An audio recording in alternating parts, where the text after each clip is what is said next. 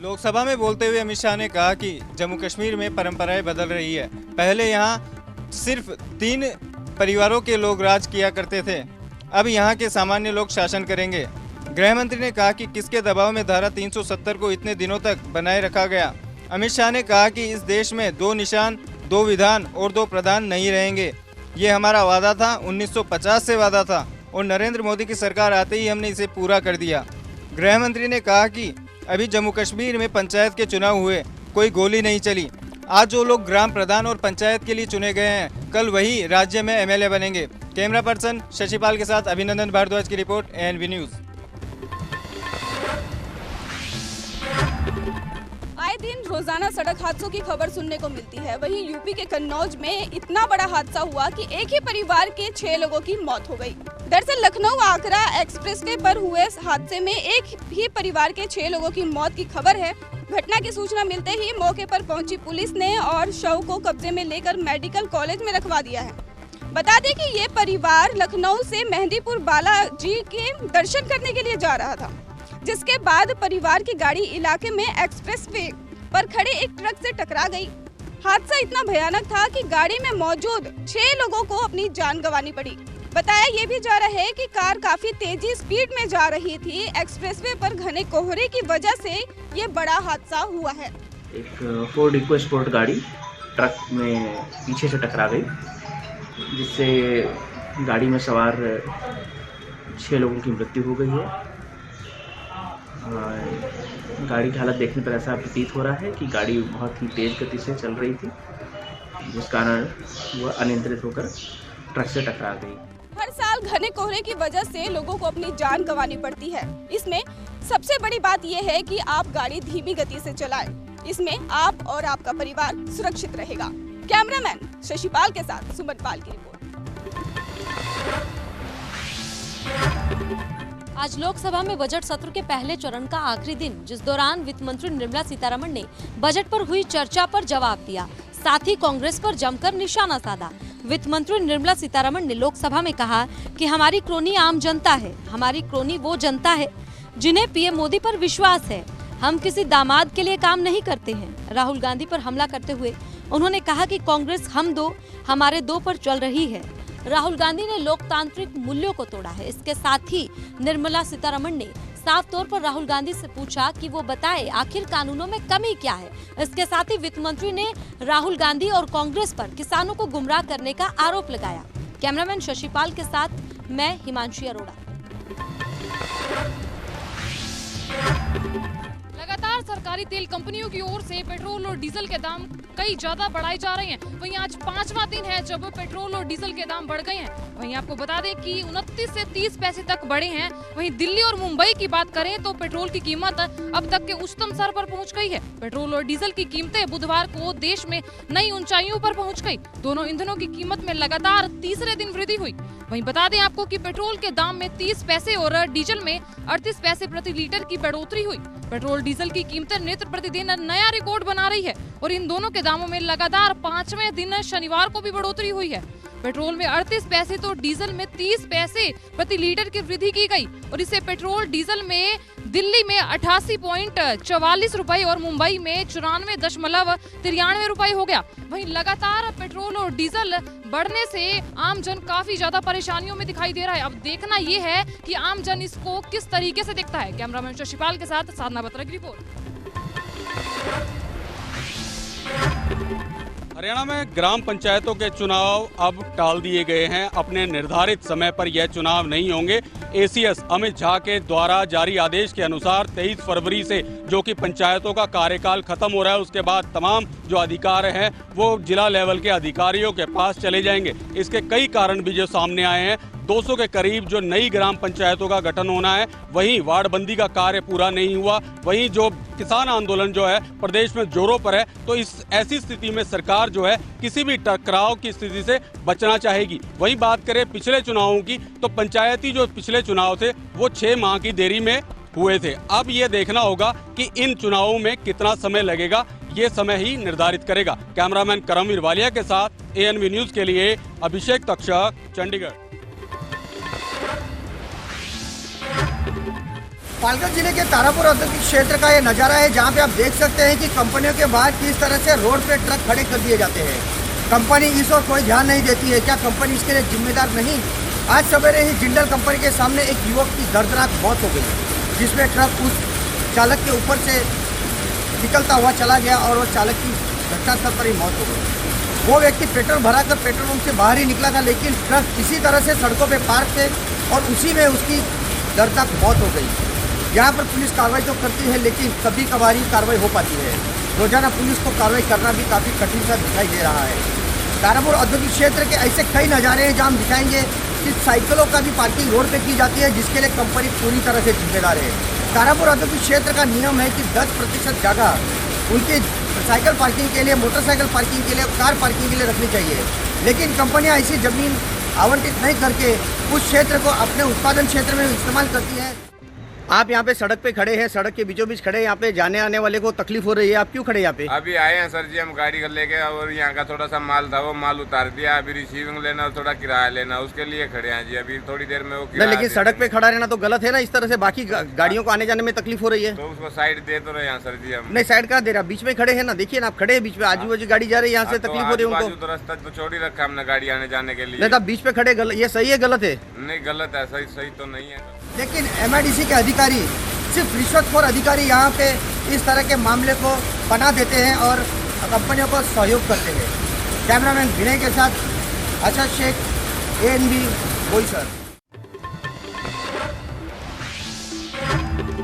सरकार के दावे और जमीनी धरातल की तस्वीरें आप साफ तौर से देख सकते हैं। यह हाटा से देवरिया जाने वाला मार्ग है, जहां तक कुशीनगर जनपद का सीमा पड़ता है। यह रोड बिल्कुल गड्ढों से फटा पड़ा हुआ है, बिल्कुल रोड नहीं, आपको गड्ढा दिखाई देगा। स्कूली बच्चे, बाइक सवार, तमाम लोग आते जाते रहते हैं, लेकिन इस रोड को बनाने की जहमत आज तक किसी जनप्रतिनिधि ने नहीं उठाया। भाई हम लोग इसी रोड के निवासी हैं। आगे जो गांव पड़ता है, जो नगर पालिका के बाहर है, रामपुर बिजरू, हम लोगों ने 10 बार विधायक जी हों या सांसद जी हों, पूर्व सांसद जी से भी कहा गया था कि भाई ये रोड को थोड़ा मरम्मत करवाइए।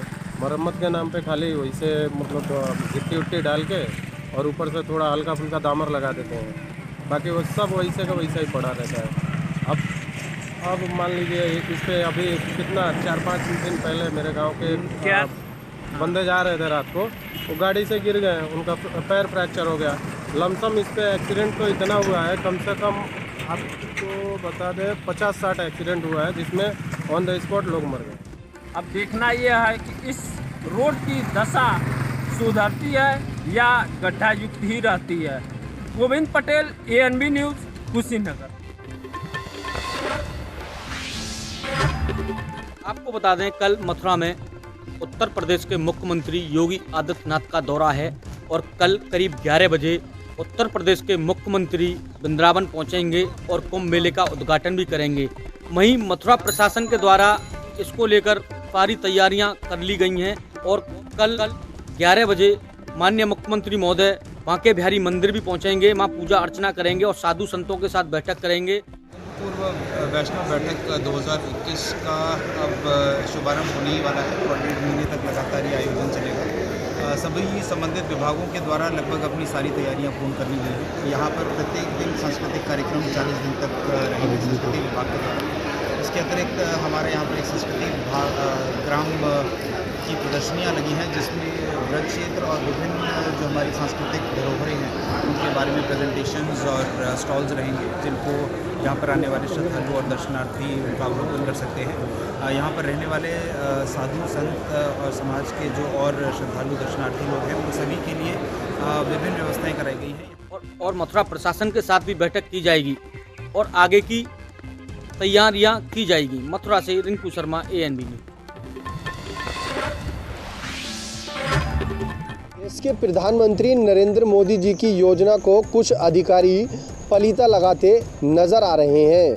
आपको बताते चले, मुरादाबाद जनपद के मुंडा पांडे ब्लॉक रोंडा की मिलक से एक ताज़ा मामला सामने आया है। प्रधानमंत्री आवास योजना के नाम से रोजगार सेवक ने पहले तो 10,000 रुपये लिए, जब दूसरी किस्त आई तो उसने फिर से 10,000 रुपये की मांग की थी।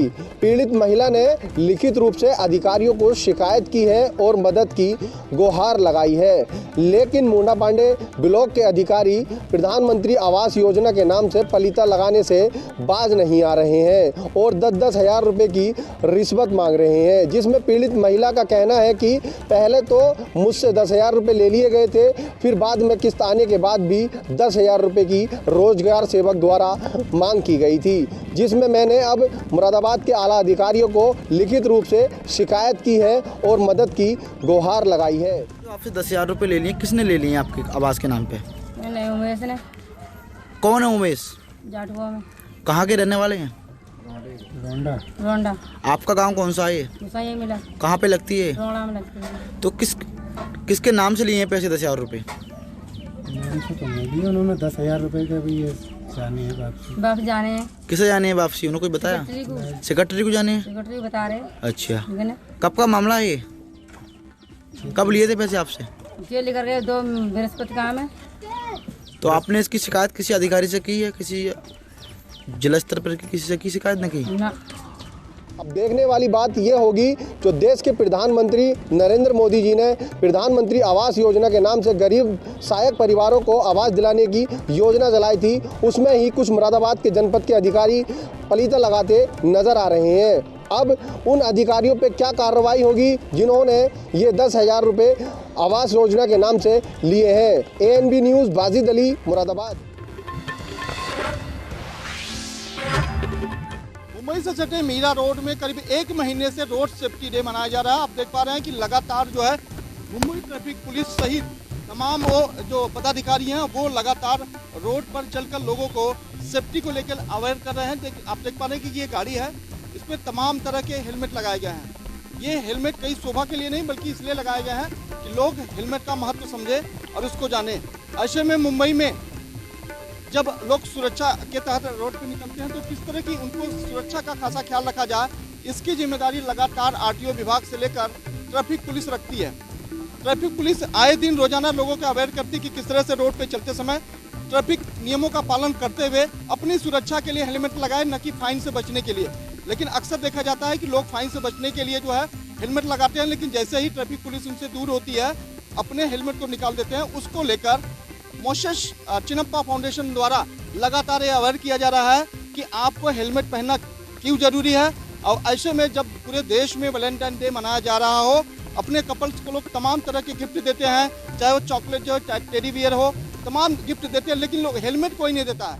हम लोग ये हमारा जो ये फंक्शन चालू किया है, जिसके घर पे मोटरसाइकिल है, 2 व्हीलर है, 3 व्हीलर 4 व्हीलर गाड़ी है, मोटरसाइकिल वाले ने अपना हेलमेट पहनना जरूरी है, 4 व्हीलर गाड़ी है उसने सीट बेल्ट लगाना जरूरी है।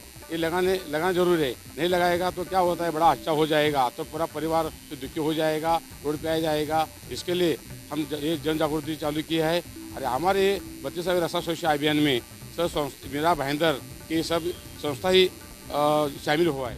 तो आप देख पा रहे हैं कि बतौर महिला ट्रैफिक अधिकारी का कहना है कि जब आप कोई भी त्यौहार मनाते हैं, खास कर वो त्यौहार जब एक हस्बैंड और वाइफ के लिए मतलब वैलेंटाइन डे हो, तो वो उस विशेष ध्यान रखना चाहिए कि अपने साथ साथ अपने परिवार की सुरक्षा का खासा ख्याल रखें। कैमरा पर्सन सुखदीर में सोनी ANB न्यूज़ मुंबई।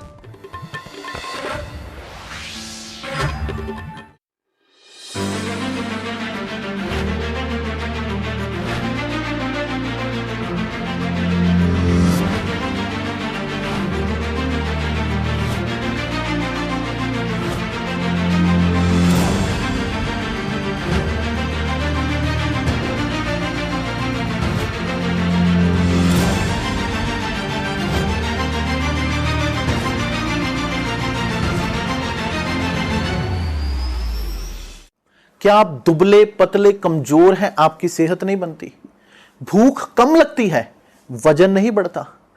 दरअसल मेन बात खाना पीना खाना नहीं है, मेन बात है खाया पिया लगना। और अगर खाया पिया लगेगा ही नहीं तो सेहत बनेगी कैसे?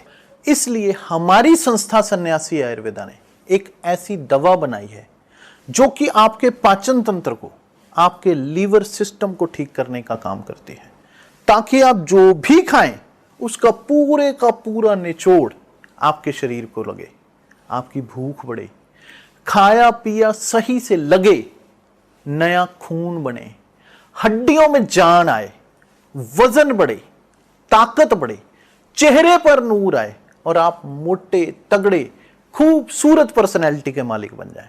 यह दवा पूरी तरह से आयुर्वेदिक होती है। इसका शरीर पर कोई भी साइड इफेक्ट, कोई भी नुकसान या दुष्प्रभाव नहीं होता। लड़के लड़कियां दोनों इसका इस्तेमाल कर सकते हैं और पहले 15 दिन के अंदर ही आपको इसका असर महसूस हो जाएगा। सिर्फ 650 रुपए की पूरे 1 महीने की दवा होती है और आप इसे घर बैठे 01145454545 पर फोन करके दवा मंगवा सकते हैं।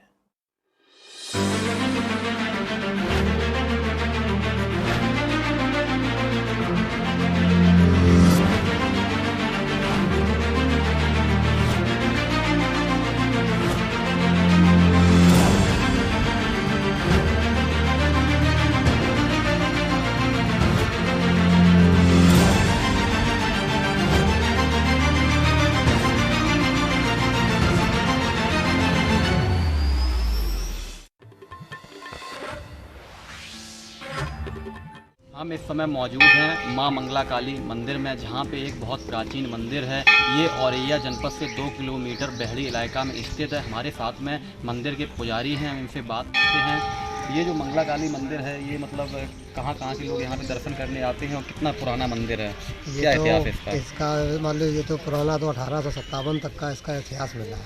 और दर्शन की बात है तो यहाँ पे अजमेर में जहाँ भी इतनी श्रद्धा है कि आदमी बहुत बहुत दूर से लोग आते हैं। यहाँ तक कि बम्बई तक का, दिल्ली तक का आदमी आता है। और फिर बाद में 3-4 जिला लगे हुए हैं। कन्नौज जिला है, औरैया जिला है, इटावा जिला है, जालौन जिला है, कानपुर जिला है। यहाँ तक के आदमी आते रहते हैं परमानेंट और हज़ारों आदमियों की यहाँ रोज़ भीड़ होती है। तो श्रद्धा है माता जी के ऊपर। ये पुराना मंदिर है काफ़ी। यहाँ डकैतों का राज रहा, यहाँ डकैत भी रहे, कितने पुराने चंबल घाटी बनी हुई। और यहाँ पे जितने भी जगह रहे हैं वो सारी इनकी पूजा करते थे। पूजा करने के बाद कोई काम। और ये अंग्रेज वाला क्या था मामला? ये अंग्रेजी शासन में मान लीजिए 1857 में अंग्रेजी शासन आया तो यहाँ पे पहले गांव बसा हुआ था, भटपुरा नाम है उस गांव का। वहाँ पे जब जनता रहती थी वहाँ पे वो लोग सेवा करते थे माता जी की। तो अंग्रेजी शासन आया तो उन्होंने अपना रुतबा जमाना चाहा यहाँ। क्रांतिकारियों ने वो काम करने लगे, तोप भी चली, गोली भी चलाई, लेकिन माता जी के ऊपर कोई असर नहीं हुआ। गाँव पूरा ध्वस्त हो चुका, वहाँ पर कुछ नहीं बचा। हमारे साथ में ये थे मंदिर के पुजारी जी। इनका कहना है कि ये मंदिर बहुत प्राचीन है, यहाँ पे बहुत दूर दूर से लोग दर्शन करने आते हैं। शिवम पाल, ANV। सरकार सड़क योजना बनाने के लिए, सड़क बनाने के लिए करोड़ रुपए खर्च करती है। आपको बता दें, लगातार सड़क निर्माण किए जा रहे हैं, परंतु क्या मानक के हिसाब से सड़क निर्माण का कार्य हो रहा है? आपको दिखा दें कि ये बिजनौर से नगीना तक की सड़क है, परंतु इसके हालात अभी 1 महीना भी नहीं हुआ। मैं कैमरामैन से कहूँगा आपको पूरी तरह से दिखाएं कि 1 महीना भी नहीं हुआ है और सड़क का हाल क्या हो चुका है, पूरी तरह से दिखाएं कि किस तरह से ये फटने लगी है। मैं कैमरामैन से कहूँगा पूरी तरह से इसको पास से दिखाएं एकदम कि किस तरह से सड़क ये फटने लगी है और ठेकेदार ने मानक के हिसाब से कार्य किया है या नहीं। आखिर जब ये कार्य सही मानक के हिसाब से किया जा रहा है तो इस तरह सड़क कैसे फट रही है? आपको बता दें, यह देखने के बाद तो एक सन 2010 में पिक्चर आई थी अक्षय कुमार की खट्टा मीठा, जिसमें उन्होंने सचिन टिचकुले का किरदार निभाया था और एक रोड कॉन्ट्रैक्टर का किरदार निभाया था। उसमें ये बात साफ कही थी कि अगर कई ठेकेदार तो ऐसे हैं एक ही सड़क बनाकर अपनी सारी ज़िंदगी बिता देते हैं। सही माना जाए तो इसी तरह से अगर ठेकेदार रोड बनाते रहे तो एक ही रोड को कई साल तक बनाते ही रहेंगे, सारी ज़िंदगी बनाते ही रहेंगे। अब देखना यह है कि हमारी ये खबर देखने के बाद आला अधिकारी इस मामले पे क्या एक्शन लेते हैं। कैमरा पर्सन के साथ मैं अजय पांडे, एएनबी न्यूज बिजनौर। नमस्कार, एएनबी न्यूज चैनल में आपका स्वागत है। गोरखपुर के एनेक्सी भवन में समाज कल्याण अनुसूचित जाति जनजाति जिला प्रभारी मंत्री रमापति शास्त्री जी ने एक प्रेस कॉन्फ्रेंस का आयोजन किया था। अब इस प्रकार से किसी भी स्तर पे कहीं भी माननीय प्रधानमंत्री जी ने छोड़ा नहीं है। अंतिम पायदान पर खड़े लेकर के ऊपर तक के सभी लोगों को किस प्रकार से उनको सुविधा दी जाए, ये पहली बार भारतीय जनता पार्टी की सरकार, आदरणीय नरेंद्र भाई मोदी के नेतृत्व की सरकार हर हाथ को देंगे काम, हर चीज़ को देंगे, पानी की व्यवस्था को हर प्रकार से वहाँ तक पहुँचाने के लिए किया है। मैं तो फिर थोड़ा सा आपके साथ करके थोड़ा सा बता दे रहा हूँ। बजट 2021 देश के लिए गांव गरीब किसान के कल्याण, हर भारतीय के सर्वांगीण विकास के सपने को समर्पित करने का आम बजट है। प्रेस कॉन्फ्रेंस के आयोजन का मुख्य उद्देश्य बजट की खूबियों को बताना था। रमापति शास्त्री जी ने बताया कि ये पहला बजट है जो पेपरलेस है, डिजिटल बजट है और इससे सभी वर्गों को लाभ मिलेगा। इन्होंने बताया कि इस बजट में की खासियत यह है कि ये अंतिम व्यक्ति तक की भलाई के लिए बनाया गया बजट है और इससे निसंदेह सभी वर्ग के लोगों को लाभ मिलेगा। एएनबी न्यूज चैनल के लिए कैमरामैन अनिल के साथ मैं रवि उत्तर। हरवारी रेलवे स्टेशन का निरीक्षण डीआरएम प्रयागराज मोहित चंद्रा ने किया। स्टेशन परिसर पर तमाम खामियां दिखाई पड़ी। लापरवाही पर डीआरएम स्टेशन मास्टर को फटकार लगाई। कमियां हैं, कुछ कमियां रहती हैं। जब काम होगा तो कुछ न कुछ कमी रहेगी, उसके लिए निर्देशित किया गया है। सर, एक सोशल वर्कर ने आपको लिखित रूप में सूचना दी है कि नाले की साफ सफाई नहीं की जा रही है, तो उसके संबंध में क्या सर निर्देश होगा? उसको सही किया जाएगा, जल्द ही किया जाएगा। रेल कर्मचारियों का आवास जर्जर हो चुकी है। रेलवे अधिकारियों को जल्द मरम्मत कराने का निर्देश दिया। Aiman Ahmad, ANB news, Kaushambi. आज मैनपुरी में उत्तर प्रदेश के डिप्टी सीएम केशव प्रसाद मौर्य पहुंचे, जहां पर उन्होंने 138 करोड़ की 77 परियोजनाओं का शिलान्यास किया। मैं नहीं जानता, श्री मुलायम सिंह जी तो किसान हैं, मैं उनके बारे में कुछ नहीं कहूँगा, लेकिन शायद श्री अखिलेश यादव जी को तो धनिया और गाजर के पत्ते का अंतर पता नहीं, रबी और खरीफ की फसल का अंतर पता नहीं, वो किसान की बात करने लगे।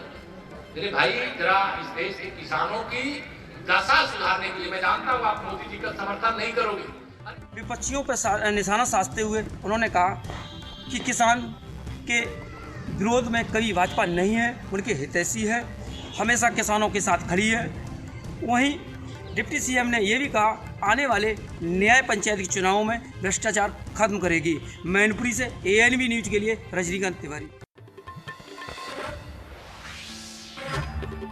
हरियाणा के रोहतक में शुक्रवार की रात 5 लोगों की गोली मारकर के हत्या कर दी गई, जिसके कारण इलाके में अफरा तफरी का माहौल बन गया। यह पूरा घटना जाट कॉलेज मेहर सिंह अखाड़े की है, जहां घटना में 7 लोगों को गोली लगी है। गोली लगने से प्रदीप मलिक, पूजा और साक्षी समेत 5 लोगों की मौत हो गई है, जिसमें 2 लोग गंभीर रूप से घायल है। रेसलिंग कोच के अखाड़े में कोचिंग देने से रोकने पर आरोपी ने इस वारदात को अंजाम दिया। सुखविंदर को बचपन से ही कुश्ती का शौक था। वो कई प्रतियोगिताओं में भाग ले चुका है और करीब 2 साल पहले अखाड़े में हिस्सा लिया है। फिलहाल पुलिस इस पूरे मामले की जांच कर रही है। कैमरामैन शशि पाल के साथ ममता शर्मा की रिपोर्ट। ऐतिहासिक हाफिज साहब की दरगाह के सद्दान नसीन फरज जमाली को आज पुलिस ने गिरफ्तार कर लिया है। आरोप है कि सन 2019 में एनआरसी सीए के विरोध 21 दिसंबर को रामपुर हाथी खाने पर हुआ था, जिसमें कि फरज जमाली का उलेमाओं को लेकर के आह्वान किया गया था। उसी के इशारे पर भीड़ उमड़ी थी, जिसमें कि एक व्यक्ति की मौत भी हुई थी। अब इसी की चर्चा को लेकर के रामपुर के शहर, गली मोहल्ले, कस्बे और जहां तक कि गांव में भी लेखपाल और यमीनों की ड्यूटी तैनात कर दी गई है कि नजर रखें कि किसी प्रकार की अप्रिय घटना को अंजाम नहीं दे दें। एएनबी न्यूज के लिए रवि सैनी, रामपुर। ਨਗਰ ਨਿਗਮ ਚੁਣਾव ਦੇ ਮੱਦੇਨਜ਼ਰ ਨਾਭਾ ਪੁਲਿਸ ਵੱਲੋਂ ਮੁਕੰਮਲ ਤਿਆਰੀਆਂ ਕਰ ਲਿੱਤੀ ਗਈਆਂ। ਇਸ ਪੂਰੇ ਮਾਮਲੇ ਦੀ ਜਿਹੜੀ ਜਾਣਕਾਰੀ ਹੈ ਨਾਭਾ ਦੇ ਡੀਐਸਪੀ ਰਜੇਸ਼ ਛਿੱਬੜ ਨੇ ਦਿੱਤੀ ਤੇ ਦੱਸਿਆ ਕਿ ਨਾਭਾ ਦੇ ਵਿੱਚ 23 ਵਾਰਡ ਜਿਹੜੇ ਕਿ ਬੂਥ 43 ਬਣਾਏ ਗਏ ਆ। 23 ਵਾਰਡ ਦੇ ਜਿਹੜੇ ਚੁਣਾव ਹੋ ਰਹੇ ਉਹਨਾਂ ਲਈ ਜਿਹੜੇ 43 ਬੂਥ ਬਣਾ ਦਿੱਤੇ ਗਏ ਉਹਦੇ ਮੱਦੇਨਜ਼ਰ ਭਾਰੀ ਪੁਲਿਸ ਬਲ ਤੈਨਾਤ ਕੀਤਾ ਜਾ ਰਿਹਾ ਹੈ। ਕਿਸੇ ਵੀ ਸ਼ਰਾਰਤ ਅਨਸਰ ਨੂੰ ਸ਼ਰਾਰਤ ਕਰਕੇ ਮਾਹੌਲ ਖਰਾਬ ਨਹੀਂ ਕਰਨ ਦੇਗੀ ਨਾਭਾ ਪੁਲਿਸ, ਜਿਹਦੇ ਚੱਲਦੇ ਹੋਏ ਸ਼ਾਂਤੀਪੂਰਕ ਜਿਹੜੇ ਚੁਣਾव ਕਰਾਏ ਜਾਣਗੇ। ਇਹ ਕਹਿਣਾ ਸੀ ਨਾਭਾ ਦੇ ਡੀਐਸਪੀ ਰਜੇਸ਼ ਛਿੱਬੜ ਦਾ। ਪਟਿਆਲਾ ਦਾ ਕੈਮਰਾਮੈਨ ਕਵਲਜੀਤ ਦੇ ਨਾਲ ਅਵਿਨਾਸ਼ ਕੰਬੋਜ, ANB ਨਿਊਜ਼ ਨਾਭਾ। मुंबई सहित आसपास के इलाकों में एनसीबी ने पिछले 6 महीने में भरपूर छापेमारी की, लेकिन ड्रग्स माफियाओं के हौसले कहीं से भी टूटता हुआ दिखाई नहीं दे रहा है।